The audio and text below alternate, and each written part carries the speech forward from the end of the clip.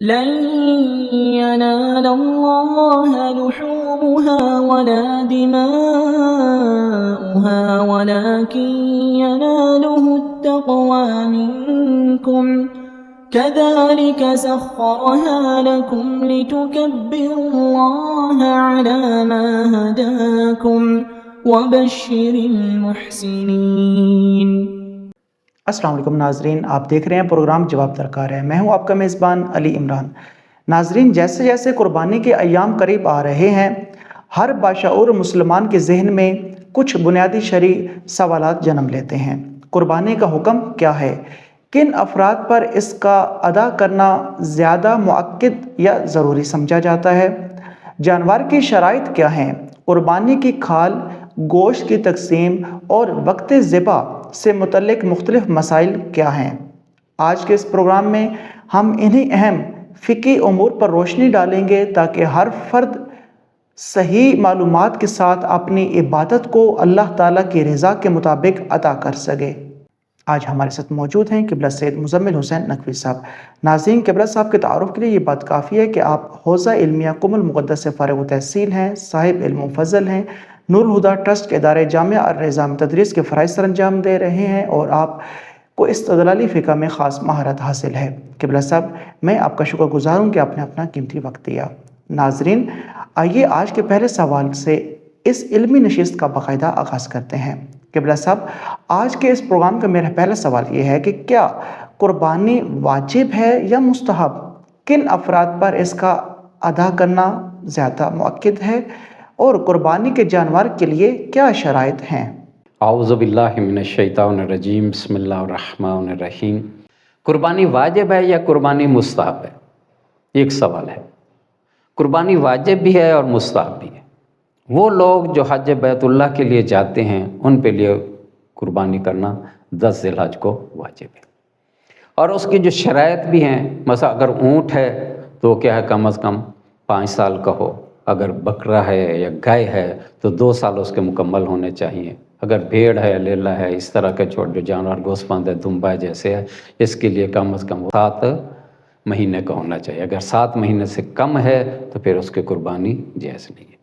اور وہاں جو قربانی کی جائے گی اس میں اور بھی شرائط ہیں، مثلا وہ لولا نہ ہو، لنگڑا نہ ہو، کان اس کے کٹے ہوئے نہ ہو، سینگ اس کے کٹے ہوئے نہ ہو، لاغر نہ ہو، بیمار نہ ہو، یعنی کوئی بھی عیب دار جانور اس میں نہیں ذبح کیا جا سکتا، بلکہ یہ ساری شرائط ہوں گی تب وہ قربانی قبول ہوگی، وگرنہ وہ قبول نہیں ہوگی۔ یہ ہے۔ اور یہ قربانی کس دن کرنی ہے؟ 10 ذی الحج، 11 ذی الحج، 12 اور 13، جن 4 دنوں میں وہاں اس کے لیے جائز ہے کہ کسی دن بھی قربانی کر لیں۔ یہ اس کو واجبات کے لیے ہے۔ لیکن ہم لوگ جو ہیں، ہمارے لیے واجب نہیں ہے۔ جو حج پہ نہیں جا رہا اس کے لیے کہ یہ واجب نہیں ہے۔ اور ایک اور مسئلہ بھی یہاں ہے کہ جو حج پہ جاتا ہے ہر آدمی قربانی کرے گا، لیکن یہاں جو قربانی کر رہا ہے اس کے لیے ضروری نہیں ہے کہ ایک بندہ ایک جانور کرے۔ یہ بھی ممکن ہے کہ ایک آدمی جو ہے وہ اپنے پورے گھر والوں کی طرف سے وہ قربانی کر لے، یہ بھی صحیح ہے۔ اسی طرح اس مستحب قربانی میں یہ بھی صحیح ہے کہ فرض کرو 2 آدمی مل کے، ایک بڑے جانور میں تو چلتا ہے نا کہ ساتھ ہی سے ڈال دیتے ہیں، بلکہ چھوٹے جانور میں بھی، حتیٰ کہ جو بکرا ہے یا دمبا ہے، اس میں بھی کیا ہے 2 آدمی 3 آدمی کیا ہے مل کے یہ قربانی کر سکتے ہیں۔ اور اس میں جو ہے نا سال والا جو مسائل ہیں، یعنی عمر کا جو ہے، اس میں بے تو احتیاط کہا گیا ہے کہ یہاں بھی وہ احتیاط رکھے کہ اگر اونٹ ذبح کر رہا ہے تو کم از کم 5 سال کا ہو، اگر بکرا یا بیل ہے تو کم از کم 2 سال کا ہو، اگر دمبا ہے یا بھیڑ ہے تو وہ کم از کم کیا ہے 7 مہینے کی ہو۔ یہ احتیاط کہی گئی ہے، مراجع نے کہا کہ اس مستحب قربانی میں بھی یہ احتیاط ہے۔ لیکن باقی جو اس میں واجب تھی کہ عیب دار نہ ہو، اس کا سینگ وغیرہ نہ، وہ اس میں ضروری نہیں ہے۔ یعنی جو مستحب قربانی ہے اس میں کیا ہے، یہ ہو سکتا ہے کہ اگر اس کا کان کٹا ہوا ہے تب بھی اس کی قربانی ہو سکتی ہے، اگر اس کا سینگ ٹوٹا ہوا ہے تب بھی اس کی قربانی ہو سکتی ہے، لنگڑا ہے تب بھی اس کی کیا ہے قربانی ہو سکتی ہے، اس میں یہ شرائط نہیں۔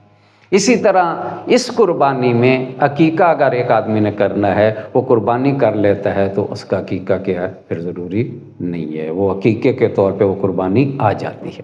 البتہ اس وقت ایک شرط یہ ہے کہ اگر وہ عقیقے کی نیت سے قربانی کر رہا ہے تو پھر صرف ایک بندہ ایک جانور کرے گا، اس میں دو بندے مل کے مثلا کہیں کہ دونوں کا عقیقہ بھی ہو جائے اور دونوں کی طرف سے قربانی ہو جائے، پھر یہ نہیں ہوگا۔ ہاں ایک بندہ ہے، عقیقہ بھی ہو جائے گا، قربانی بھی اس میں ہو جائے گی۔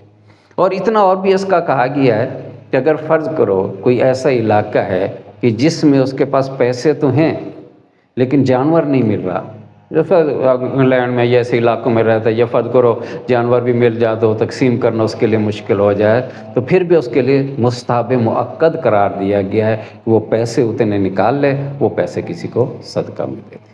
ماشاءاللہ، بہت خوب۔ قبلہ صاحب، پروگرام کو آگے بڑھاتے ہیں۔ میرا اگلا سوال یہ ہے کہ کیا قربانی کی کھال قصاب کو اجرت کے طور پر دی جا سکتی ہے، اور قربانی کے گوشت کی تقسیم کا کیا شرعی طریقہ ہے؟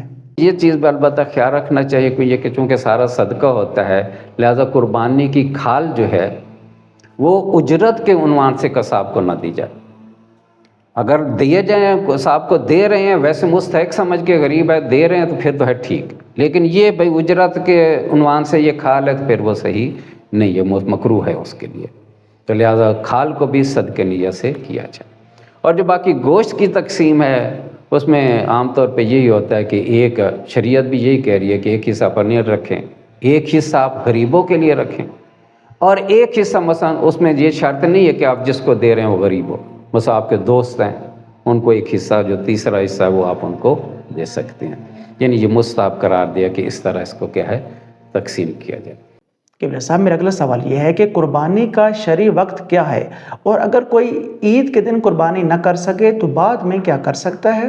جو حج پہ جا رہا ہے اس کے لیے 4 دن ہیں، جبکہ ہم جو ہیں ہمارے لیے 3 دن ہیں، یعنی مستحب ہے کہ مثلا 10 ذی الحج، 11 ذی الحج یا 12 ذی الحج اس میں قربانی کی جائے، اور ان 3 دنوں میں بھی سے ہے زیادہ استحباب کیا ہے 10 ذی الحج کو، جس کو ہم عید قربان کہتے ہیں، یعنی اس دن اگر یہ قربانی کی جائے تو زیادہ ثواب۔ باقی ایک ٹائم کا بھی مسئلہ ہے، دیکھیں یہ کہا تھا کہ عید والے دن قربانی ہونی چاہیے، اب عید بعد لوگ کیا اذان کے وقت جانور ذبح کر دیتے ہیں کہ نہیں، کم از کم جب طلوع ہو جائے، سورج نکل آئے، یعنی آپ کہیں کہ روشنی دن ہو گیا ہے، اور وہاں سے لے کر اتنا ٹائم مد نظر رکھیں کہ نماز جماعت ہو جاتی ہے۔ فرض کر لو کہ آپ کہتے ہیں 5 بجے سورج نکلتا ہے اور ہمارے جو ہے نماز پڑھنے میں کم از کم 1 گھنٹہ لگے گا، تو یوں سمجھے کہ 6 بجے آپ قربانی کریں تو زیادہ بہتر ہے، اور اگر نماز پڑھ کے آئیں اس وقت قربانی کریں تو یہ زیادہ مستحب ہے۔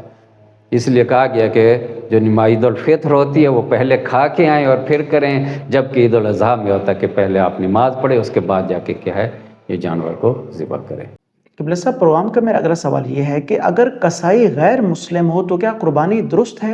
جانور کے ذبح کرنے میں ہے نا، اس میں کیونکہ اکثر مجتہدین کا یہ فتویٰ ہے کہ جو ذبح کیا جائے اس پہ اللہ کا نام لیا جائے، تو جو لوگ اللہ کو نہیں تسلیم کرتے وہ کیسے وہ اللہ کے نام لے کے اس کو ذبح کر رہے ہیں، کیونکہ جانور بغیر اللہ کے نام کے اگر ذبح کیا جائے تو وہ حرام ہو جاتا ہے۔ اس لیے یہ ہے کہ وہ ذبح کرنے والا کہ مسلمان ہو، باقی اس کا کس فرقے سے تعلق رکھتا ہے اس کا کوئی فرض نہیں ہے۔ قبلہ صاحب، آج کے اس پروگرام کا میرا آخری سوال یہ ہے کہ کیا اذان فجر کے بعد یا نماز فجر ادا کرتے ہی قربانی کی جا سکتی ہے، اور قربانی کے جانور کی عمر کیا ہونی چاہیے؟ یہ جو ٹائم کا مسئلہ ہے، بعض لوگ کا یہ سمجھتے ہیں کہ بس نماز فجر ہو گئی اس کے بعد قربانی ہو سکتی ہے۔ دیکھیں یہ ہے کہ عید والا دن عرف عام میں دن اس وقت کہا جاتا ہے جب سورج نکل آئے، اس لیے شیستانی نے اور دوسروں نے بھی کہا ہے کہ جب آپ قربانی کرنے لگیں تو ٹائم اس کا خیال رکھیں کہ سورج طلوع ہو جائے، اور جتنا نماز پڑھنے میں ٹائم لگتا ہے وہ ٹائم کا بھی خیال رکھا جائے۔ جس طرح فرض کرو آج اگر 5 بجے سورج نکلتا ہے اور آپ یہ سمجھتے ہیں کہ ہم 1 گھنٹے میں نماز پڑھ لیں گے، تو 6 بجے، یعنی یہ شرط نہیں کہ آپ نماز پڑھیں یا نہ پڑھیں، یہ شرط ہے کہ مثلا اس ٹائم اتنا گزر جائے، تو کیا 5 بجے کا سورج نکلتا تو 6 بجے آپ قربانی کریں۔ یہ مستحبات میں سے اور زیادہ اس کی تاکید کی گئی ہے، لہٰذا جو اذان کے وقت قربانی کرتے ہیں وہ بہتر نہیں ہے۔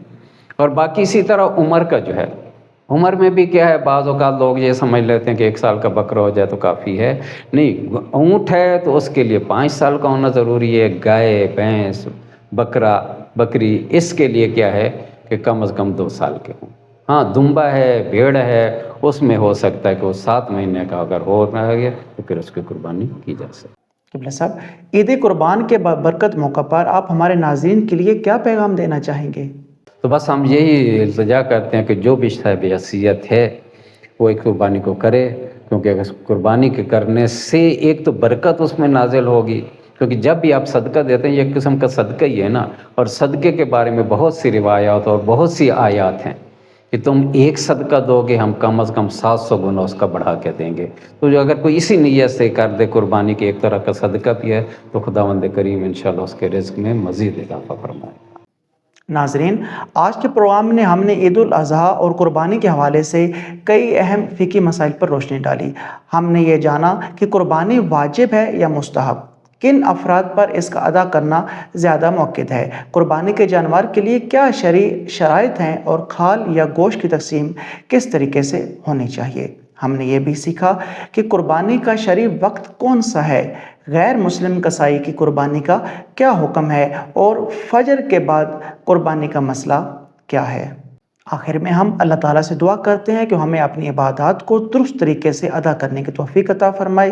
انشاءاللہ آپ سے ملاقات ہوگی اگلے پروگرام میں، تب تک کے لیے اپنے میزبان علی عمران کو اجازت دیجیے۔ اللہ حافظ۔